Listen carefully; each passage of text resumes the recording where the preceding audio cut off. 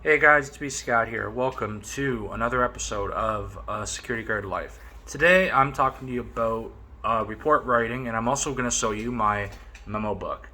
So first off, there are three major types of reports we do in security. First off is an incident report, which is basically whenever an incident happens. So let's say there's a fight, you basically do an incident report. How does an incident report go? It's basically straightforward. The four W's: who, what, where, and why. And then, of course, there's how. But obviously, that is not a W. So if that sounds familiar to you, you basically learn that in your high school English class. Same way that you write an essay.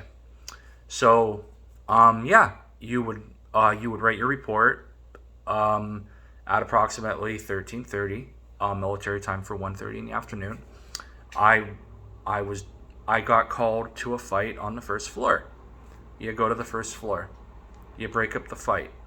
You get everyone's information. You put it all into the report, and then if of course you contacted emergency services, police, fire, ambulance, you would obviously write that in.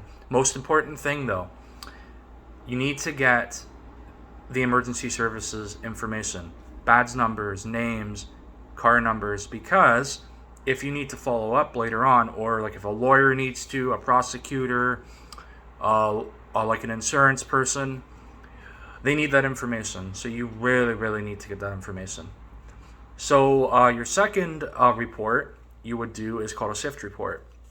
Basically, what a shift report is basically what you did during your shift. So, for example, today I did a patrol, and I found a door that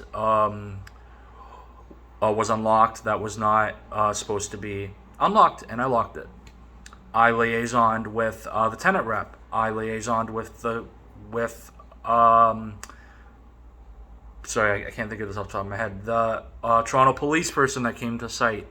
There's just a lot of things that you would write that like you do.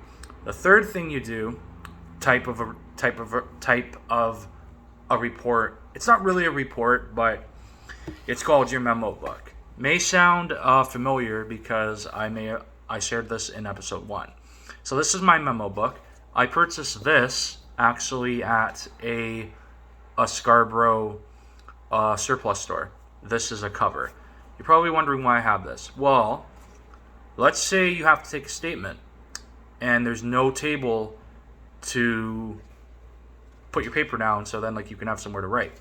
What I do, I use this and then I can write. Interesting thing about the memo book, everything that I am about to teach you in all these videos is in this memo book, and I'm going to show you just in case you do forget. Let me just get this memo book opened. For example, infant CPR. I don't know if you guys can see that. It's kind of hard to read, I'm sorry. I'm working on getting a better camera, folks, just in case anyone's wondering. Here, so you guys can get it better.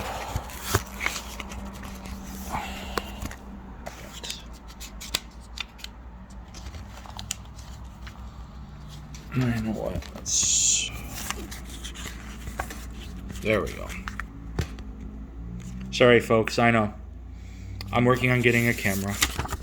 That's for choking, first aid. Remember, anytime you do first aid, airway breathing. And there's your WMIS symbols, which we all have to take. Critical injury. What do? Oh, 4 classes of fires. So there's combustible, flammable, electric, and flammable. I will be touching on those in a future episode because there are different classes of fires. Fire observations. If you're on a patrol and you see a fire and like you see a fire hazard, what do? There's the 24-hour clock I was telling you about. 0900 is 9 a.m. 2100 is 9 p.m. See, look, it's all in the book. It's not too hard. Patrols, how do you do patrol? Patrol exterior, record all in your memo book. Weight conversions, if you're trying to identify someone with weight. This is also a police style book, so that's why it's like also, if you're looking for a vehicle, license plate, special characteristics.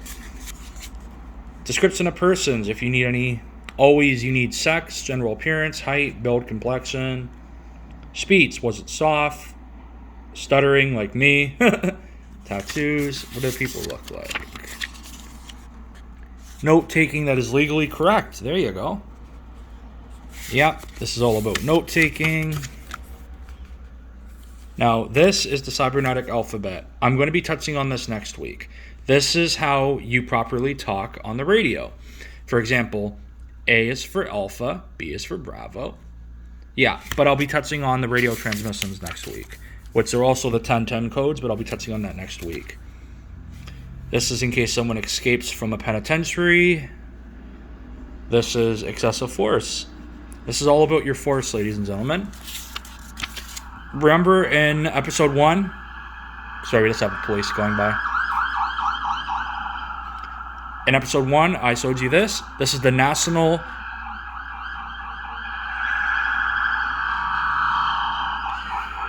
Use of Force Framework, as you can tell. Lethal force, officer presence, communication, all that good stuff. What is this? Protection. It's a pretty cool book. Now, this is my favorite part. How to make a legal arrest. Tell person they are under arrest. Tell the person why they're under arrest. Take physical control. Now, this is the citizen's arrest law. It's called arrest without warrant. Owner of a person. That is basically how you make a citizen's arrest. Now, this is a very important one for some of my friends who work in schools. We use this a lot. This is the Youth Criminal Justice Act. Anytime you arrest a youth, you have to read this. So basically, I'm going to start from number 1. Youth Criminal Justice Act. This is what you read if you're arresting a youth. You've been arrested for theft, let's say. Do you understand the reason for your arrest? It is also my duty to tell you that whatever you say will be taken down in writing and may be used in proceedings against you. Do you understand? I must tell you that you have the right to call and consult with a lawyer and your parents, or some adult relative, or some other adult if your parents or adult relatives are not available. Do you understand? Do you have the right to you have the right to telephone any lawyer you wish without delay? Do you understand? And that person would say yes. I'll tell you this right now. Anytime you arrest someone, a youth, you have to read that whole thing to them. I never remember it. A lot of people do not remember it. So that's why I carry my memo book with me and I read it to them word by word. Because that's how it is. Now, if I'm arresting a regular person, to that one. It's not like on cops, but, well, actually it is in a way. Sorry, I really need to straighten out my memo book.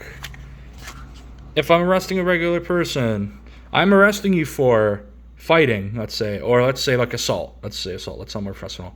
It is my duty to inform you that you have the right to retain and instruct counsel without delay. You have the right to telephone any lawyer you wish. You also have the right to free advice from a legal aid lawyer. If you are charged with an offense, you may apply to the legal aid plan for assistance. Telephone number, I don't know.